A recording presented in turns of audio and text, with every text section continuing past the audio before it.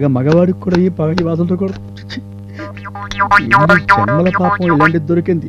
ఏపుగా ఎదిగింది దొంగపోతులాగా మొహం ఎట్టా ఉందో.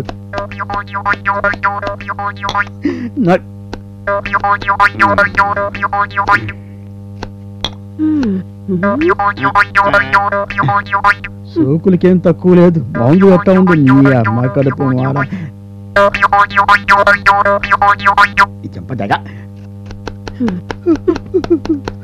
ఏంటి ఏడుస్తున్నారు? నేను చేసుకున్న తర్వాత నాకు అదే మిగిలింది. సచ్చి ఎక్కడున్నాడో మా నాన్న. అమ్మాయి అందాల రాశి కాకపోయినా సుగుణాల గనిరా అని చెప్పాడు గాని ఇలా సూర్యకాంతం వారసురాలు అని చెప్పలా. చచ్చి ఎక్కడుందో మా అమ్మ అంతా రివర్స్ లోనే చెప్పింది. ఏమని? అబ్బాయి మీసాలు నేను మన్మధుడు అని చెప్పింది గాని ఇలా ఈకలు కొరికినా ఫారం కూడా చెప్పలా. నేను నీకు తాళి కట్టిన మొగుండే. ఒరే ఒరే ఒరే నేను నీకు 3 లక్షలు కట్నం ఇచ్చిన పెళ్ళానిరా. అరే ఛీ, మొగుడిని గౌరవించడం నేర్చుకో. అరే ఛీ, పెళ్ళాన్ని గౌరవించడం నేర్చుకో. ఏంటి అయింది అక్కడ చూస్తాడు పిచ్చి పిచ్చిగా బాగుతావు. కొట్టాడంటే నా సంగతి నీకు తెలుసు.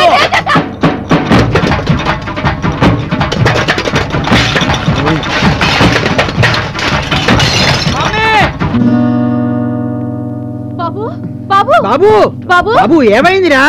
ఏమైంది? నేను అడుగుతున్నాను కదా. నా బిడ్డ ఉండు. నా బిడ్డ ఉండండి.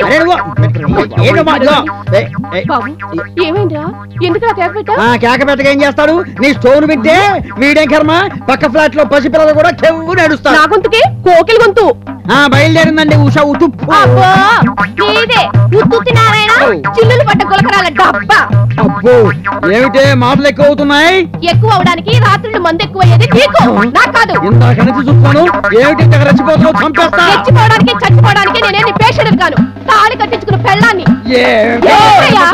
అబ్బో అమ్మా నాన్న అందరిళ్లలో ఉదయాన్నే చక్కగా సుప్రభాతం వింటారు. భక్తి పాటలు పాడుకుంటూ పిల్లల్ని బుజ్జగిస్తూ మేల్కొల్పుతారు. కానీ మన ఇంట్లో ప్రతి రోజు యుద్ధ వాతావరణమే. లేదంటే తిట్లు దండకలతో మేల్కొల్పు. చచ్చే నీ వల్లే వచ్చింది.